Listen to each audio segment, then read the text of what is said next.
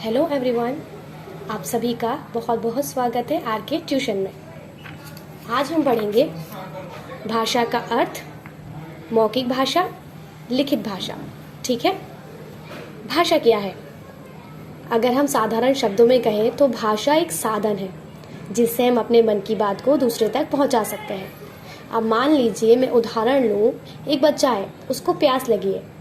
अब हमें कैसे पता चलेगा कि उसको प्यास लगी है? जब वो अपने मुख से बोलकर बताएगा कि उसे प्यास लगी है तो हम समझ जाएंगे कि उसे प्यास लगी है। यानी कि उसने एक साधन का प्रयोग किया हमारे तक अपनी बात पहुंचाने के लिए। वो साधन क्या था? भाषा। अब इसकी जो परिभाषा है, अर्थ है, उसको पढ़ते हैं। जिस साधन से हम अपने विचार बोलकर या लिखकर प्रकट करते हैं तथा दूसरों के विचारों को सुनकर या पढ़कर समझते हैं, वह साधन भाषा है। यानी कि भाषा केवल हमारी बात दूसरे तक नहीं पहुंचाती, भाषा सामने वाले की बात भी हम तक पहुंचाती है। अगर सामने कोई बालक है, उसको हमें कुछ बात कहनी है तो वो बोल कर कह सकता है या वो लिख कर बता सकता है, तो हम उसे पढ़ सकते हैं।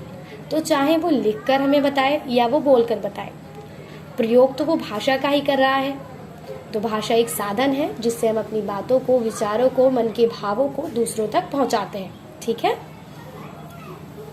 आप यहाँ पर भी बुक में पढ़ सकते हैं। जिस साधन से हम अपने विचार बोलकर या लिखकर प्रकट करते हैं तथा दूसरों के विचारों को सुनकर या पढ़कर समझते हैं, वह साधन ही भाषा है।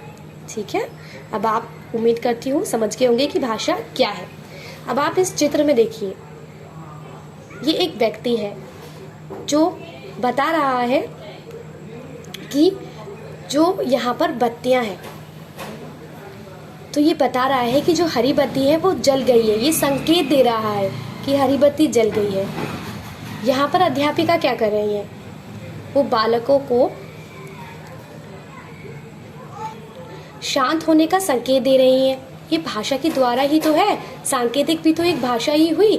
जब कोई बालक बोल नहीं पाता, छोटा होता है, तो वो भी तो अपने संकेतों से बताता है ना। पानी की तरफ इशारा कर कर बताता है कि उसको पानी चाहिए, भोजन की तरफ इशारा करके बताता है कि उसको भोजन चाहिए। अब ये बालक है, छोटा सा बालक क्या कर रहा है? इशारे से अपनी माता को बुला रहा है। ये एक संकेत का प्रयोग कर रहा है अपनी माता को बुलाने के लिए, तो ये भी तो एक भाषा ही है।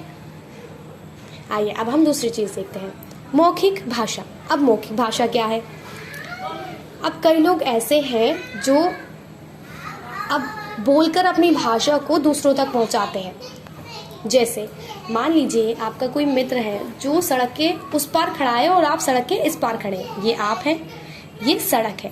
आपका मित्र दूसरी तरफ खड़ा हुआ है। अब उसको आप लिखकर तो नहीं बता सकते इतनी दूर से।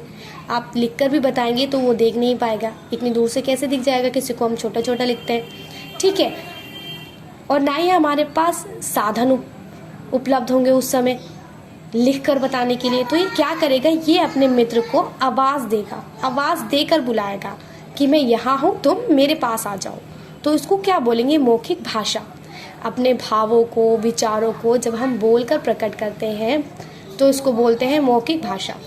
जब मन के भावों अथवा विचारों को बोलकर प्रकट करते हैं तथा सुनकर समझते हैं तो उसे मौखिक भाषा कहते हैं। इस व्यक्ति ने बोला और इस व्यक्ति ने सुना, लेकिन हुआ किसका प्रयोग? मौखिक भाषा का प्रयोग हुआ। ठीक है, उदाहरण के लिए देखिए, एक बच्चा है, वो माँ से कह रहा है, माँ हम कल विद्यालय की ओर से पिकनिक जा रहे हैं। अब उसने बोलकर ही तो बताया कि हम पिकनिक जा रहे हैं। दूसरा उदाहरण देखते हैं। अब अध्यापिका पूछ रही है, बच्चों क्या आप गृह कार्य पूर्ण करके लाए हो? अध्यापिका ने किस साधन से पूछा, किस माध्यम से पूछा? तो मौखिक भाषा के माध्यम से या साधन से बच्चों से पूछा। उम्मीद करती हूँ आपको दोनों ही टॉपिक समझ आए होंगे, भाषा क्या है और मौखिक भाषा क्या है। अब हम तीसरा देखते हैं, लिखित भाषा। अब लिखित भाषा क्या है? जब मन के भावों तथा विचारों को लिखकर प्रकट करते हैं तथा पढ़कर समझते हैं, उसे लिखित भाषा कहते हैं।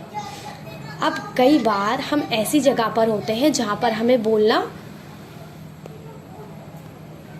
नहीं होता है, तो उस जगह पर हम क्या करते हैं? हम लिख कर बताते हैं।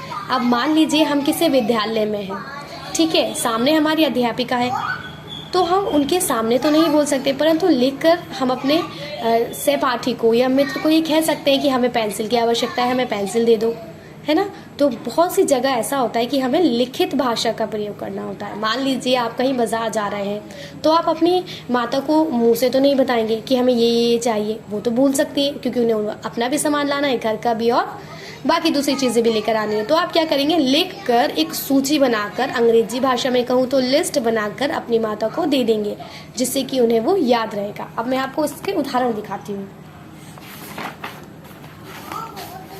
देखिए, यहाँ आपको इसका उदाहरण दिख रहा है कि ये बच्चा क्या कर रहा है, अपनी माता को एक सूची दे रहा है, अंग्रेजी भाषा में लिस्ट दे रहा है। ठीक है, माँ, पिकनिक पर ले जाने के लिए मुझे इन सामानों की ज़रूरत है।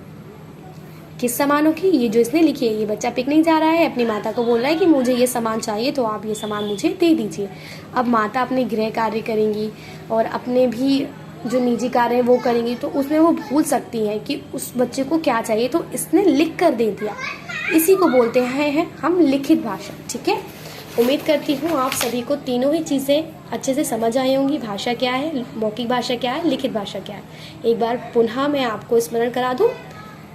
भाषा क्या है, वह साधन है जिससे हम अपने विचार सामने वाले या दूसरे व्यक्ति तक पहुंचाते हैं, चाहे वो हम लिखकर पहुंचाएं या बोलकर। मौखिक भाषा क्या है, मौखिक भाषा वह भाषा है जब हम बोलते हैं और बोलकर सामने वाले को अपनी बात को समझाते हैं या अपने मन के भावों को प्रकट करते हैं, उसको मौखिक भाषा कहते हैं।